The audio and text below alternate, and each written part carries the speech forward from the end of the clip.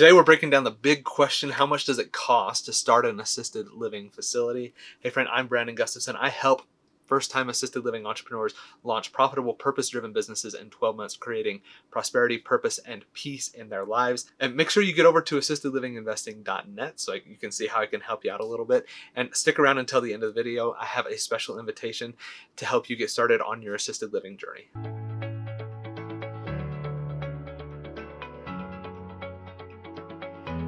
All right, let's get into it. Now, the cost for how much it takes to get into assisted living kind of depends on the way that you want to go about this. Which option are you going to go? So I'm going to try to break these down for you in a way that it's really easy to digest and maybe gives you an idea of, okay, I'm going this route. This is going to help me make that decision. So option number one, the lean startup. This is where you're doing rental arbitrage and doing that type of a model. My friend Serge Lepescu, this is how he got started in Arizona. Maybe you've heard of him. I encourage you to go watch his channel. He has some incredible stuff on there about his journey, and he's got an incredible group over there. So make sure you go check him out. But in this model, you are leasing a house instead of buying it. So you don't have to put in the money upfront to buy a home, which is great. And your biggest costs in this model are going to be your rent, which is a big one, your staff, which is the biggest expense that you have in assisted living. It will take up 50 to 70% of your total expenses are going to be related to your staff, your food, and getting your pantry all set up from that standpoint as well. You're going to need to also worry about insurance, and you also want to be looking at making sure you have your utilities taken care of when you get into this. Now, when you do this, I would encourage you to have 3 to 6 months of operating capital saved and in the bank. It just gives you peace of mind, helps you know how you're going to move forward. So you want to make sure you do your underwriting. Go to assistedlivinginvesting.net. It's the big blue blocks in the top right corner. Grab my free underwriting calculator. It's going to help you figure out, okay, how much is it going to cost me to operate this business? So that calculator is there to help you figure that out. Make sure you go grab it. And when you figure out, okay, it's going to cost me $15,000, $20,000, $25,000 per month, whatever the number is, then you want to just multiply that by 3 to 6 months to see, how comfortable are you in doing this. And the reason why you want to do that is because when you go this route of leasing a home, you don't have any residents inside the home. So the more of a runway you can give yourself, that's going to benefit you quite a bit.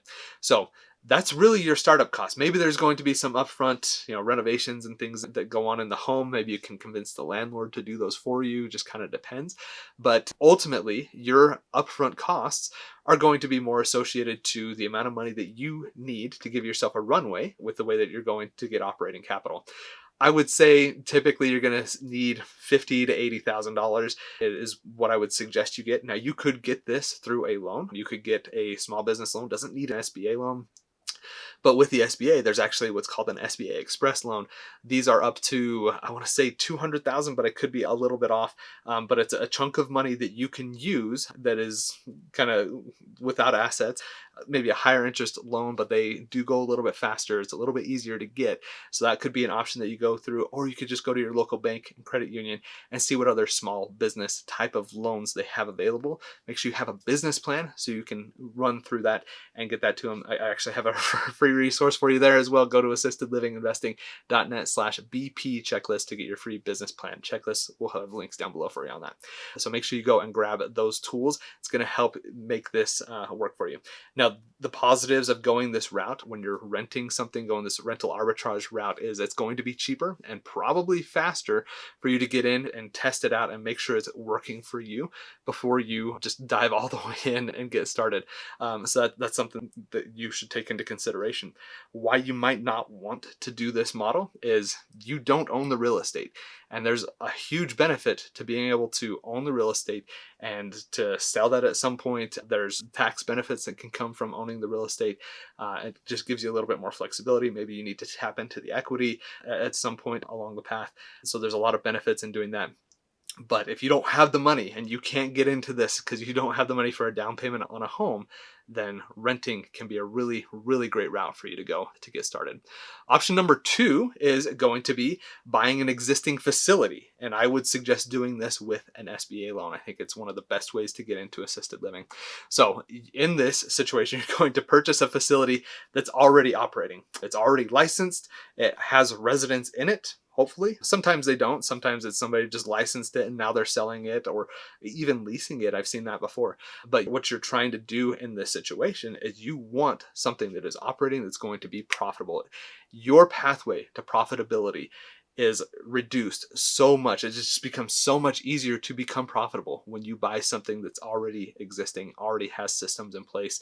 It just makes your life a lot easier. It's how I got started. What I would suggest that you do as you get into it, I think it's the best way to get into assisted living.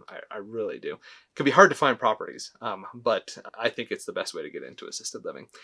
SBA loans, if you're going to go that route, typically will be 15 to 20% down. Now you might have a lender that tells you, oh, we can do it as low as 10%. And they could, like technically, yes, it's certainly possible, but it's going to be dependent on the amount of equity that exists in the home that's going to be used as collateral. And hopefully that's the facility you're buying, but it may also require some extra equity with personal residence or other investment properties. So you want to make sure that you're aware of what that's going to look like. I would probably plan on it being 15 to 20% as your down payment. So $1 million home, you're looking at $150,000 to $200,000 as a down payment is what you're going to be looking at in that scenario. Okay. Now you can also, something that this is like a pro tip for you, when you are doing an SBA loan, you can actually roll that operating capital that we just talked about when we were talking about rental arbitrage. You can roll that into your SBA loan. So you can ask for 2 to 6 months of operating capital. You just have to justify it. Again, this is why you need a business plan. This is why you need solid underwriting. So you can say, yes, home's $1 million. I actually want $1 million and I don't know, 1.1 million or $1 million and 60,000, 1,060,000, however you want to say that. And this is why, X, Y, Z. I need it because we want to make sure that we can make payroll. We need to buy a bunch of food for our pantry. We have some high expenses with our license and our insurance up front. You want to be putting those types of things into your business plan, and when you request that, as long as you do it up front, lenders are probably going to be like, yes, this is actually a really good idea. It's going to allow them to be successful. Lenders want to give you money. They want you to be successful, and they will give you opportunities to do that. You just kind of need to find how you're going to take advantage of them. Okay. So really important for you to do that. But you can roll that into your SBA loan.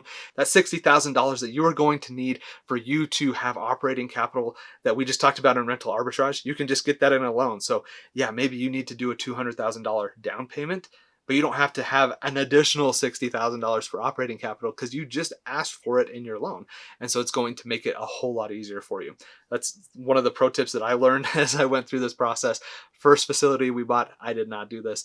And it was difficult. Second facility, we did this, and oh my gosh, it was so much easier. So I cannot encourage you enough to go this route when you're trying to get the funding that you need to launch your assisted living business. The pros of doing this and going the route of buying an existing facility are obviously you can start faster. Your pathway to profitability shrinks significantly, and it's going to let you get in there. You also are going to have that real estate as an asset because you are purchasing it on an SBA loan, which is an incredible opportunity for you. Maybe the cons here, it can be a larger upfront investment compared to going the route of leasing. So that's something that I want you to be aware of. It can cost a little bit more. When buying an existing facility, the cost to start is very much driven by the value of the real estate that you're purchasing. That's what you want to be aware of when it comes to that. Now let's talk about option number 3. And this is buying a home and renovating that home into an assisted living facility. Now this was the route that I intended initially for me to get started. I live in Utah. I started looking at homes that I wanted to start with, and I started looking just online, and I was like, oh, there's too many homes here. I need to figure out which area I want to get into. And so I started talking to city planners. If you'd like to learn a little bit more about what it's like working with a city planner and figuring out the zoning process, type zoning down below, and I can do a video that is specific into that and what that process was like for me. As I started looking at homes, what I found is, man, there's going to be a lot of renovations renovations that need to go into this home to get it ready for assisted living. This could be quite a bit of money. So what you're going to find when you do this is you're going to have a down payment for your home. And when you do this, because it's an investment property, you're going to be needing to probably do a conventional loan. You potentially could do SBA, but there's not a business attached to it, so SBA is not going to be as friendly to it. So you're probably going to need to do some kind of a conventional loan or creative financing options to look at. And that can be, because it's an investment property, 20 to 30% down when you're trying to get into this. Plus, you're going to have to do major renovations, and you may or may not be able to include that in the loan. I would say probably not. So you're going to need to account for that as well. So some of those big renovations that you might need to look at are going to be, sprinkler system, renovations to make it more accessible, ADA compliant, for example, just other safety upgrades that you need to do. And these can be $50,000 to a couple $100,000 in renovations. Now you might be lucky. I actually looked at a home in Riverton, Utah at one point that we're going to do a conversion, and we talked to the fire department and they said, you don't need to do a fire suppression system here. Fire extinguishers are going to be fine. And fire suppression system, $40,000 versus buying 10 fire extinguishers for a couple $100 each. That's a no-brainer, right? It's $2,000 versus $40,000. Sign me up. I think we're good. So you want to make sure you understand what's going into that to see what renovations might need to happen, and then figure out how much those are going to cost, because they can be costly. So you need to be aware of that. The other thing when you're buying a home and renovating it is you're going to have longer timelines. It's just going to take you a little bit longer to get this thing up and running because of the renovations that you may have to do. Now, when you buy an existing facility, hopefully you don't need to make renovations. We actually had to for one of our facilities. We had to make some adjustments to a bathroom, but it was done in about a week. Whereas if you've got to coordinate to get a fire sprinkler system in, and you've got to widen doorways, and you got to create a ramp, those things you're going to have to juggle a bunch of contractors. Maybe you have to hire a general contractor to do it. There's just a lot of headaches, and so that's something you need to be aware of. Doesn't mean you shouldn't do this. I think you can be very successful with it, but I want you to be aware of it before you jump into it, because it's something that you need to take into consideration. So how much does it cost going this route? You're going to be doing a down payment. Let's just say, hey, you're probably going to be able to get something that's maybe a little bit less than $1 million because there's not an attachment to it. Let's say that it's a $500,000 home. Okay, your down payment is going to be at 25%. So let's just do some quick math here. 25% out of 500 is $125,000 down payment. Plus you're going to have the renovation money. So that could be anywhere from $50,000 to $250,000 potentially. Just kind of depends on your situation. So in this scenario, you're looking at maybe $175,000 to $300,000 in liquid capital upfront to get started.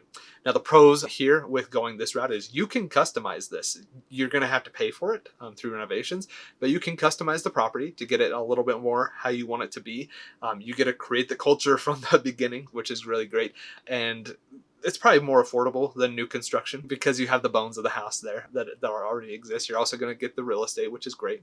The cons for reasons why I wouldn't do this is renovating surprises. You never know what's going to happen. Maybe you knock down a wall and something bad happens there, or you can't get the permits in time and it delays things, or zoning, there's zoning challenges, there's delays. There's a few things in there that's just like, whew, there's potential for a lot of headaches. Do I want to do this? I think it's a great way to get going. That's just something I want you to be aware of as you start looking into this. Is it going to fit for how I want to get into assisted living or not? And the fourth option that I want to go over with you is building from the ground up. So in this scenario, you got to buy the land to go build a facility from scratch. But, and I would say typical land plus build is going to be $1 million to $3 million, because if you're doing this, you're not going to be building a small 5-bedroom home. You're going to build this purposefully for assisted living. It's going to be big. It's going to be really nice, which is going to be awesome, but it's going to be costly for you to get there. And you've got to take into consideration not just construction materials, but talking to an architect and engineers and getting everything in place so that you can move forward with this. You need to have all of those things in place. That's going to depend on the size and the geographic location and how much those things are, but it's going to be a pretty hefty sum when you go through this.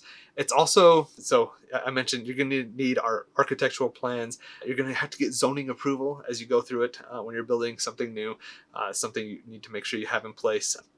State licensing, you're going to have to do that from the beginning and kind of work with them and be in conjunction with them. It can take 12 to 24 months to get this thing off the ground and where you want it to be. So there's a long lead time that you need to be aware of. A lot of holding costs are involved there.